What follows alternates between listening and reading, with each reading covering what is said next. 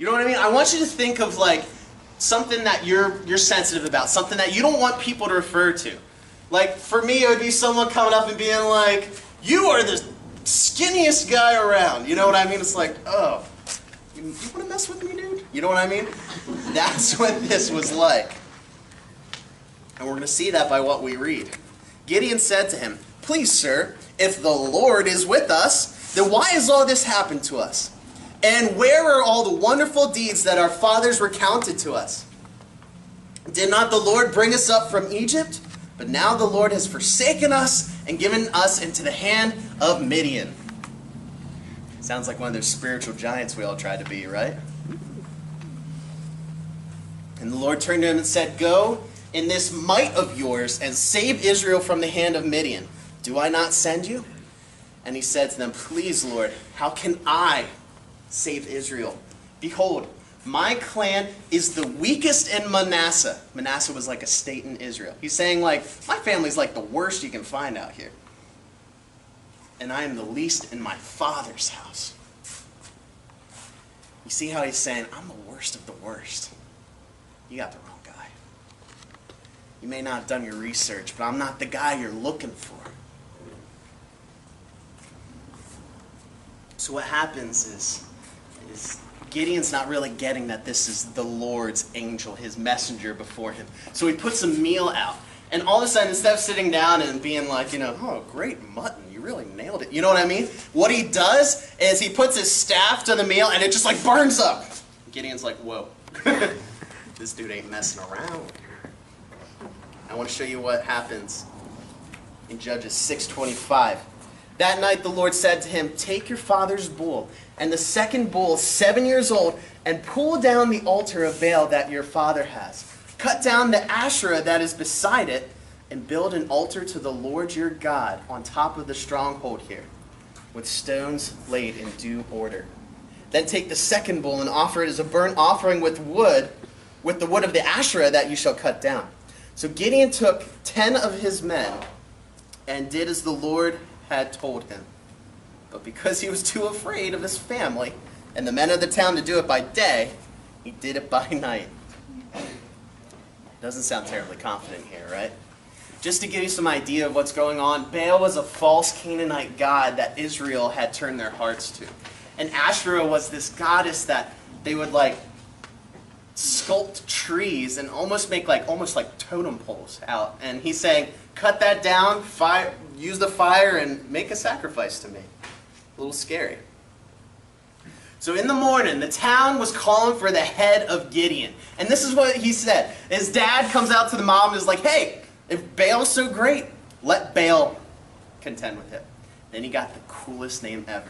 After I say this, I need you to say, "Ooh," okay? Because it's awesome. Ready? He got the name Jerubbaal. Right?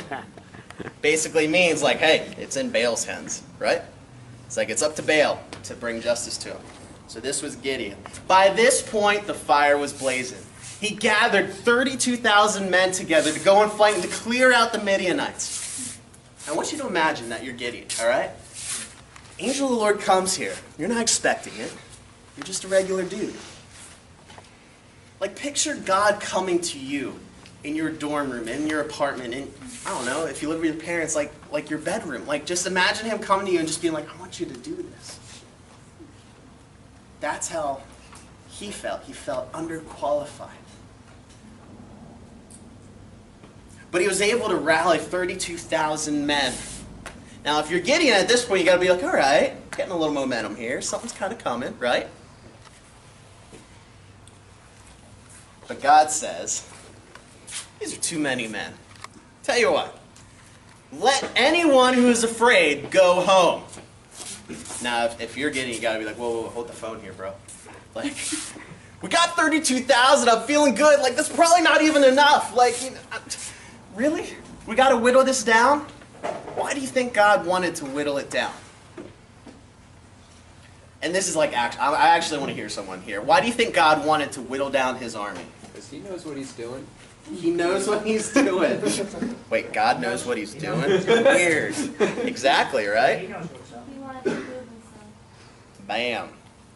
God wanted to make sure that he was the main character of this, not Gideon. I hope we can say that about our lives, right? God's always been There you go. That's good. I hope so, man. I hope it stays that way. ever since the beginning of the Big Bang. So after 32,000 men, he said, whoever's afraid, go home. Guess how many went home? 22,000.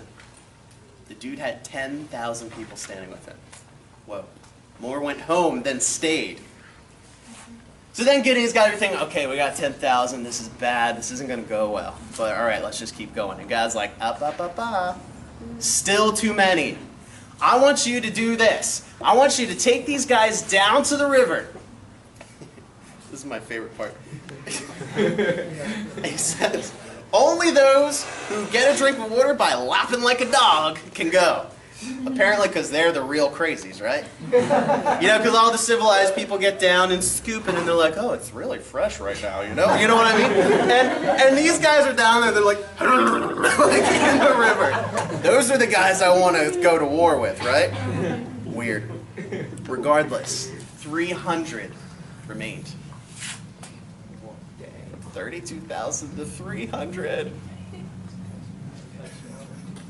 What would you guys be thinking at this point?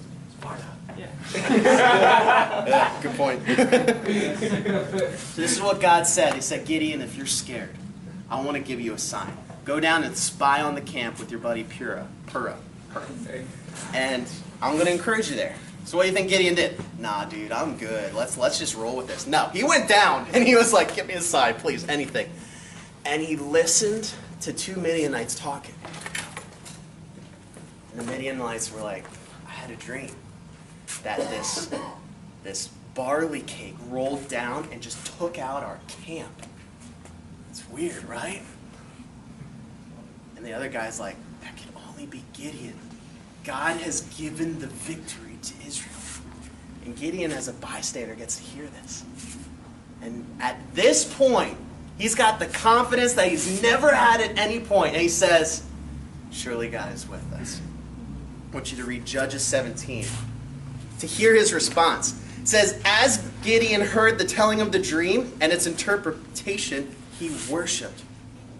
And he returned to the camp of Israel and said, arise, for the Lord has given the host of Midian into your hand. And he divided the 300 men into 3 companies and put trumpets in all of their hands and empty jars with torches inside the jars.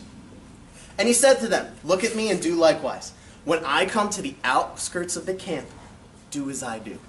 When I blow the trumpet, I and all who are with me, then blow the trumpets on every side of the camp and shout, for the Lord and for Gideon. So that's exactly what they did. 300 dudes took on the camp of the Midianites. And they encircled around them. They came up with their covered torches. They had trumpets in hand.